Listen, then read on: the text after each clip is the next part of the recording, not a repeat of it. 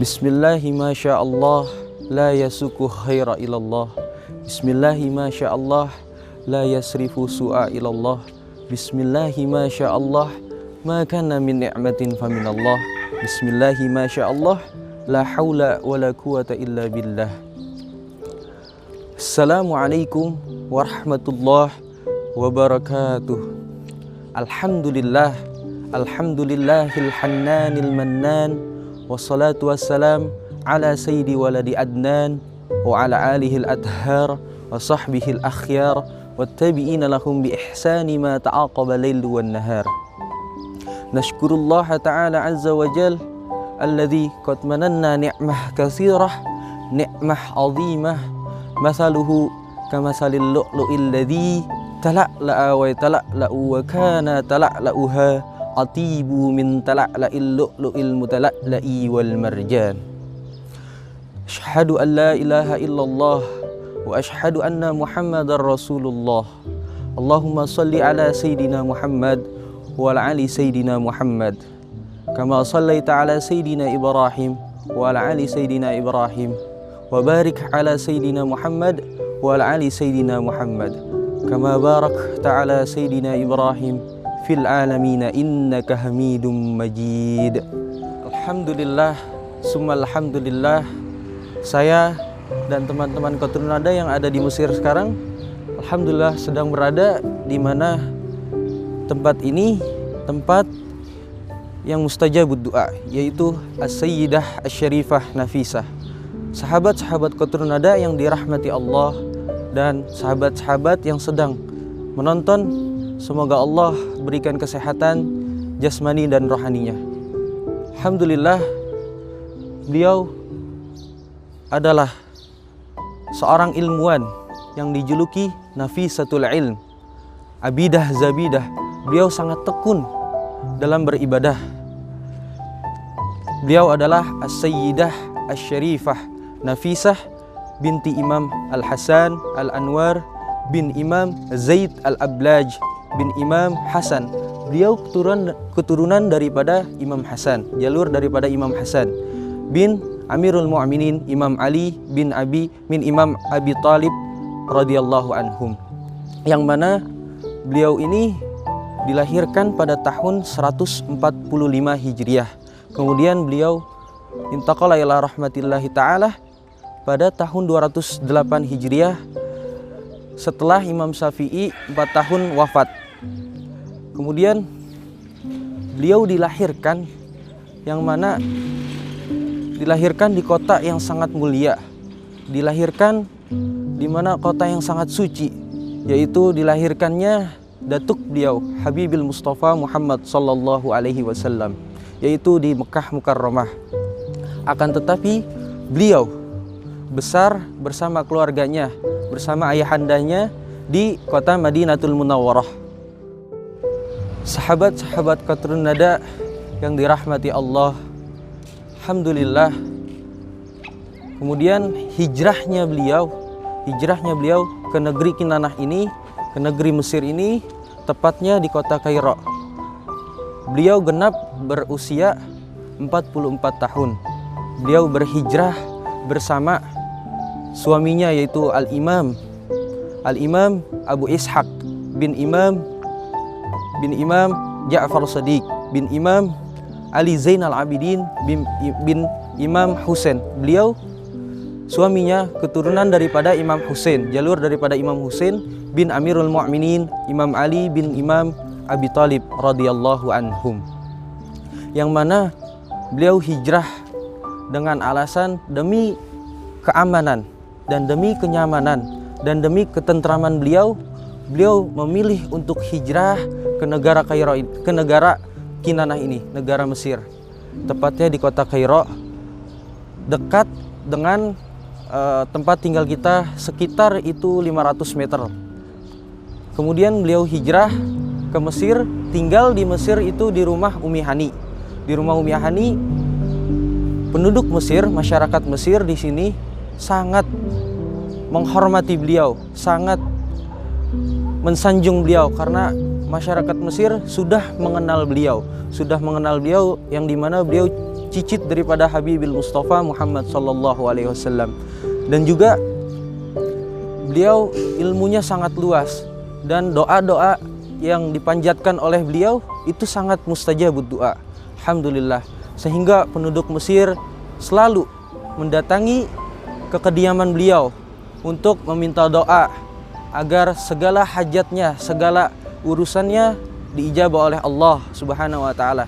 Kemudian sehingga orang Mesir juga meminta dan mendengarkan suatu mauizah ilmu darinya. Dan juga para penduduk Mesir, ratusan para masyarakat Mesir menginap di depan rumah.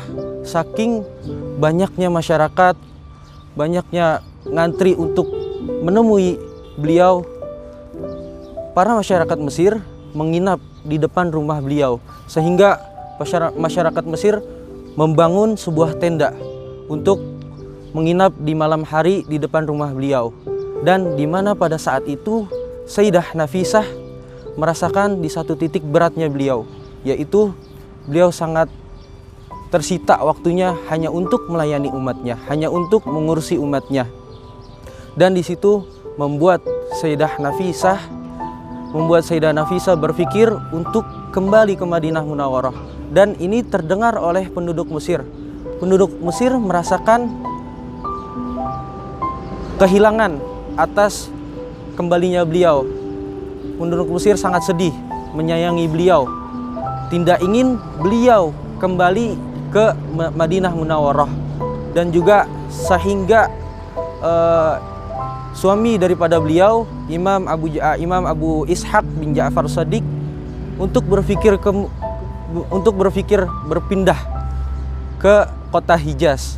Akan tetapi Sayyidah Nafisah menjawab ke Abu Ishaq, "Wahai suamiku, aku tidak bisa untuk berpindah ke kota Hijaz, karena di dalam suatu riwayat beliau bermimpi bertemu dengan Rasulullah sallallahu alaihi wasallam.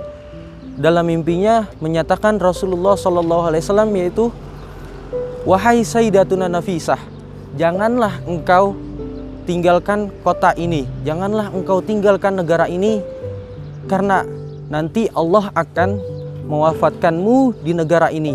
Masya Allah, Masya Allah, Subhanallah, Subhanallah." Ini salah satu hijrahnya beliau. Kemudian sehingga gubernur Mesir memilih untuk memohon kepada Sayyidah Nafisah agar tidak kembali ke Madinah Munawwarah dan menyediakan rumah yang lebih luas sehingga dapat menampung umatnya lebih banyak lagi. Kemudian gubernur Mesir menyarankan kepada Sayyidatuna Nafisah agar menerima tamu di pada hari Rabu dan hari Sabtu saja. Alhamdulillah Sayyidah Nafisah netap di negara Kairo ini. Dan juga beliau adalah salah satu guru daripada Imam Asy-Syafi'i, Imam Muhammad bin Idris Asy-Syafi'i, yang sudah terkenal di Indonesia dan di Yaman. Beliau sahibul mazhab di Indonesia. Alhamdulillah beliau adalah salah satu guru Imam Syafi'i, yang dimana Imam Syafi'i hijrah setelah beliau menetap di Mesir 5 tahun. Selama 5 tahun beliau netap, datanglah Imam Syafi'i ke Mesir. Dan Imam Syafi'i sudah mengetahui betapa luasnya ilmu beliau, betapa adab beliau seperti adab baginda Muhammad SAW, yang dimana Imam Syafi'i berguru untuk mempelajari ilmu-ilmu, berbagai ilmu, salah satunya ilmu hadis, ilmu fikih, dan ilmu sebagainya. Yang dimana suatu ketika Imam Syafi'i mengalami sakit, yang dimana Imam Syafi'i itu mengalami sakit sangat parah. Dan Imam Syafi'i memesan kepada sahabatnya, yaitu untuk bersedia mendoakan Imam Syafi'i dari kesembuhan penyakitnya. Dan sahabatnya pun, sahabat Imam Syafi'i, datang kepada beliau, Sayyidah Nafisah, dan menyampaikan apa yang dipesankan oleh Imam Syafi'i. Kemudian Imam Syafi'i dapat suatu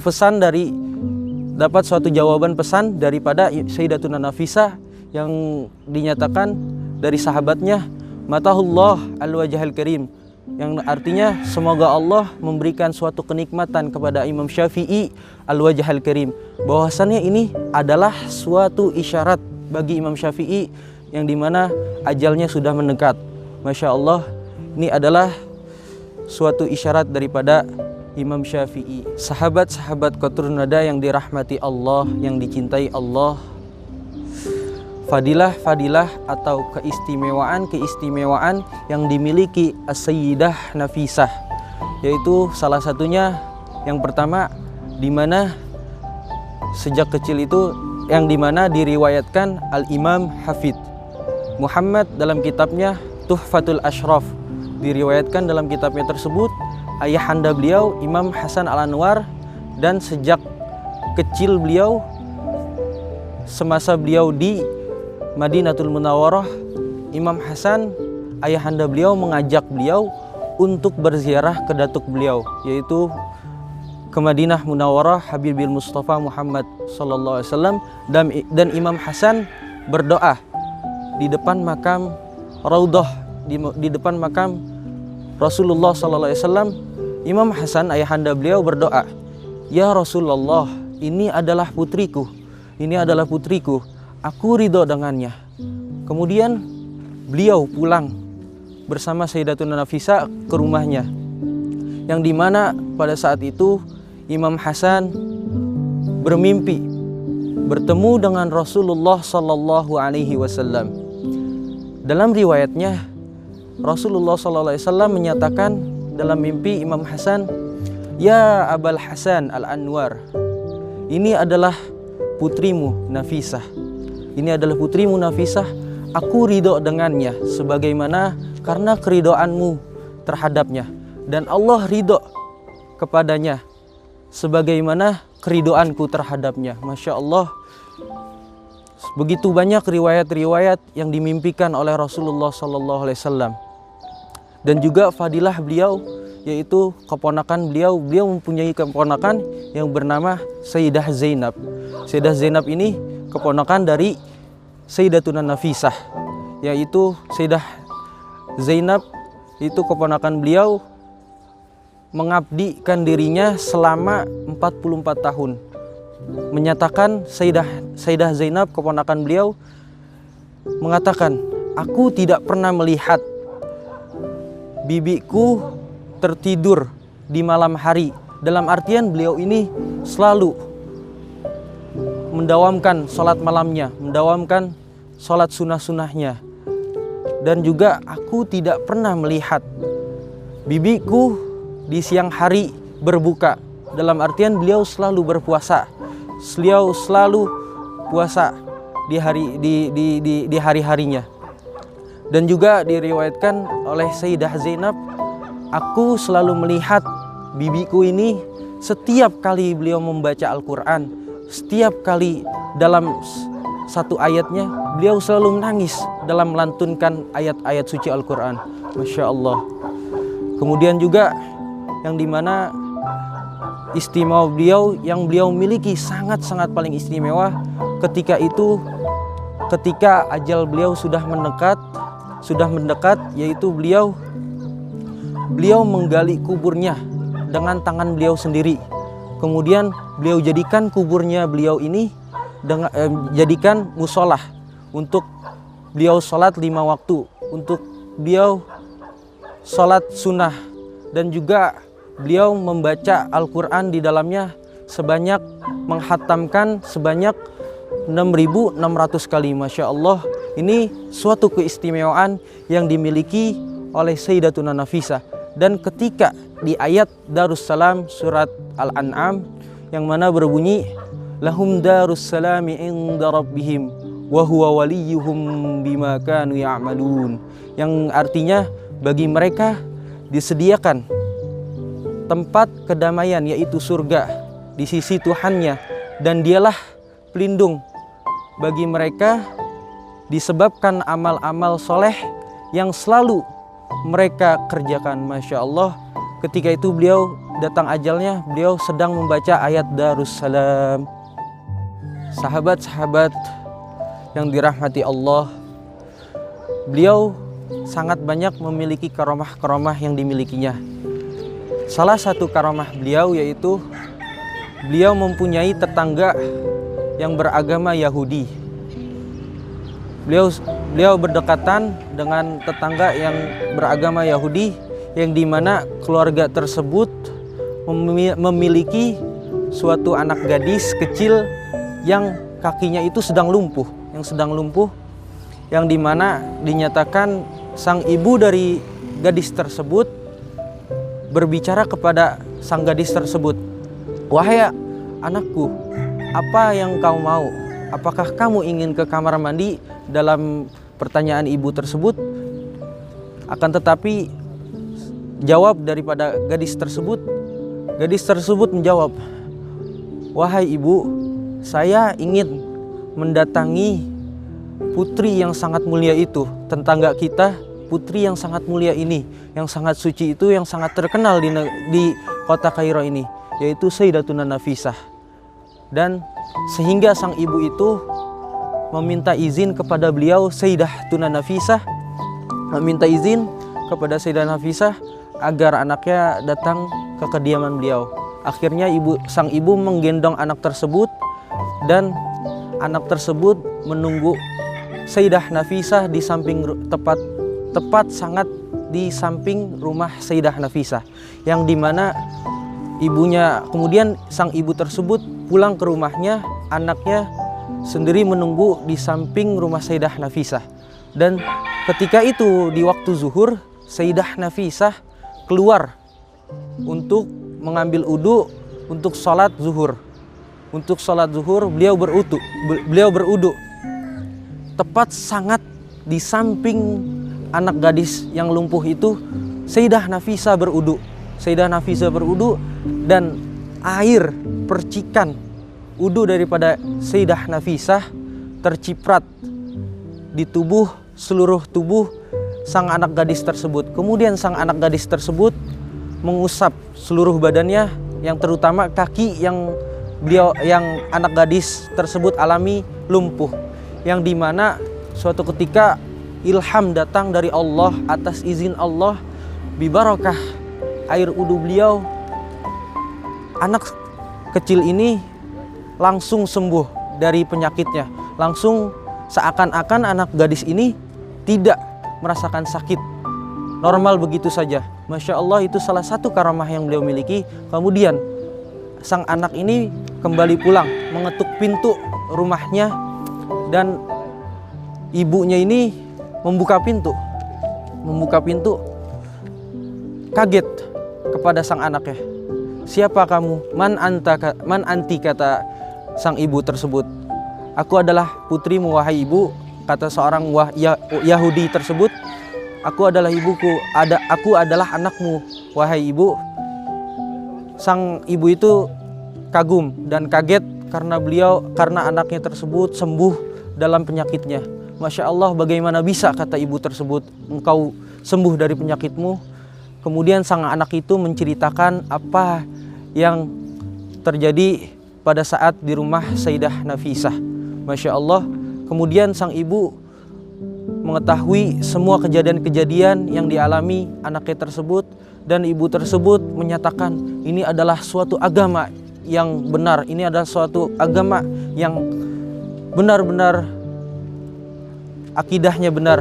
Kemudian sang keluarga itu pun masuk Islam semua. Masya Allah, dengan karamah yang beliau miliki, sekeluarga daripada keluarga Yahudi masuk Islam dengan karamah beliau.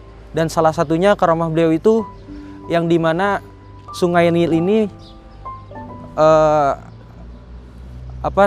Sungai Nil ini surut dalam 2 fase.